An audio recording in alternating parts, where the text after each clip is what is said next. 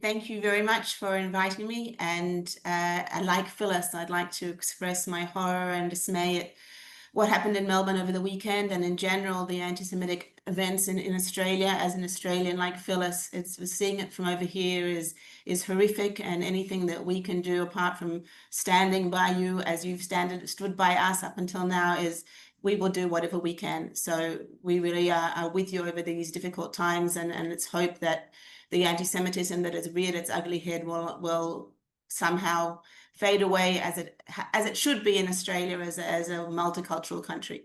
So for those who don't know me, and I think probably a lot of you do know me, I was born and raised in Sydney. I was part of North Shore Temple Emmanuel. It was one of the most fundamentally affecting one of the organizations that really affected my life.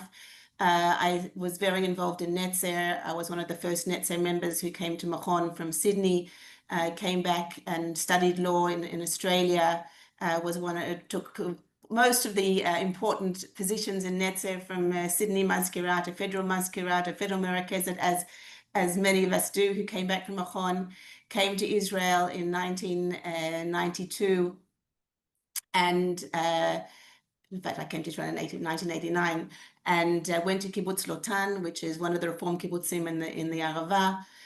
Was a member in Lotan until I was told that I shouldn't really be spending my time climbing date trees, and I should be doing something with my law degree. And just at that time, we're talking about the early 90s, when the former Soviet Union was disintegrating, and there was mass aliyah from the former Soviet Union and actually from Ethiopia, and one of the big waves of aliyah from Ethiopia. The Israel Progressive Movement felt that it should be doing something to help with supporting these new immigrants, and they opened a hotline for new immigrants. It was the Israel Reform Movement's way of supporting aliyah by trying to give as much legal support as they can to these new immigrants. And it was very suitable for me as a new immigrant myself to be part of this process. So basically, since the early 90s up until today, I've been involved with the Israel Religious Action Center's Legal Aid for New Immigrants. I've been the director of the program for about 30 years.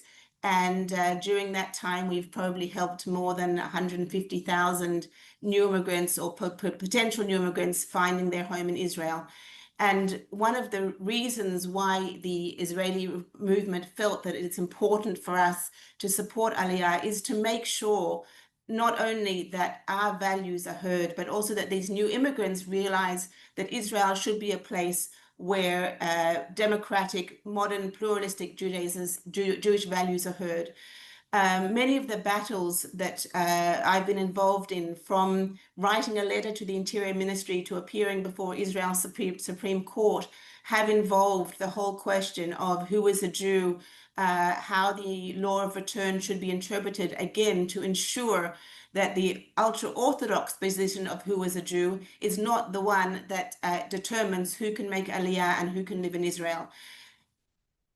So I've been at the forefront of fighting for who is a Jew, who is a convert, and as a result of our battles with the Supreme Court, I can happily say that all non-Orthodox conversions, both Reform, Progressive, Masorti conversions performed in Israel and performed outside of Israel, are recognized for the purpose of the law of return. That doesn't mean that the battle ends there. Unfortunately, the road is still very bumpy, and a lot of these people still suffer bureaucratic and legal issues, which I help along the way. Again, sometimes having to go back to the Supreme Court.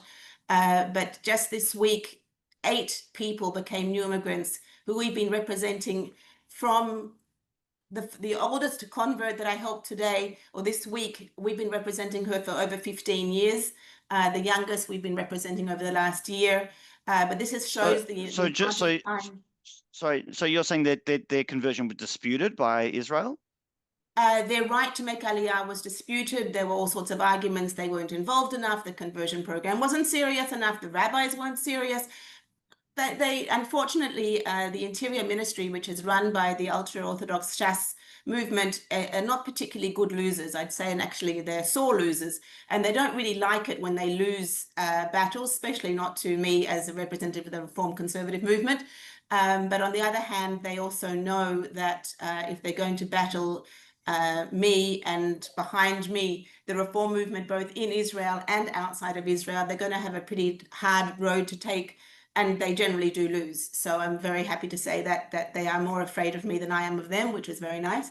But it does also show that we need this support. With these people have been supporting them seriously between 10 and 20 years.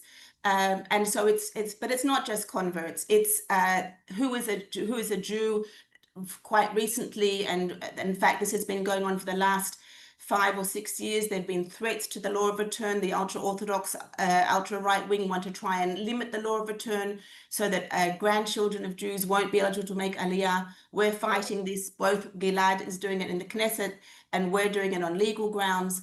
We're making sure that a spouse under the law of return, for example, can be a single-sex spouse. An LGBTQ relationship should be recognized by the law of return. Again, these are all progressive values that we want to make sure continue to be instilled in the state of Israel. There are enough problems with the state of Israel that it's making a bad name for itself, and Phyllis didn't want to talk about it, and I'm not going to talk about it, but what I will talk about is how we are trying to ensure that the bad name that is often associated with Israel is limited to the largest extent that we can do, and that is by our being active in my program, the Legal Aid Center for New Immigrants, in IRAC's general programs, whether it is for being a voice for women in public places, being a voice for women to be able to sit wherever they want to in public transport, being a voice for pluralistic congregations, Reform, Progressive, Conservative congregations in Israel, that they have a place to pray,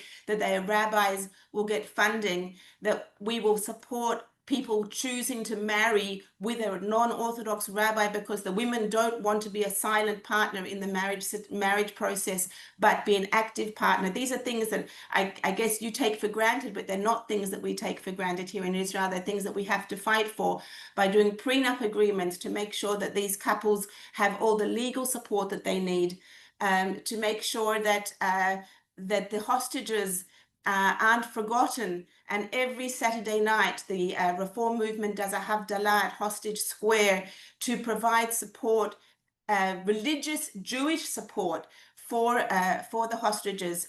And I think this is very important, that we are the Reform, Progressive, Conservative movements are the only bodies who give a voice to religious moderation and religious support for democracy. It's not just a secular issue, democracy in Israel. Democracy and doing the right thing, social justice, are Jewish values. And what we do in Iraq and the Reform movement and LECO is to ensure that the Jewish voice is heard surrounding all these issues, so that the reason why I made Aliyah, and I think the reason and the raison d'etre of Netzer and all the reform bodies outside of Israel who see themselves as Zionist, is to ensure that Israel remains a place that has tikkun olam, that is a light to the nations, in the sense that it does what we feel it should do, so that we can feel a connection between our congregations outside of Israel and what goes on inside the state of Israel, with all the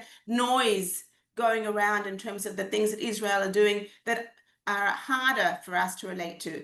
And I am a progressive person from day one. I have 3 children who all served in the army. 2 of my boys were in Gaza during the war, and my daughter was underwater swimming, doing things that I don't want to know about during the war. And yes, these are difficult issues that we as progressive Jews that look for humanitarian ways of solving issues find challenges to deal with. But the importance of our presence in Israel is that our voice is heard, to ensure that our values are being heard.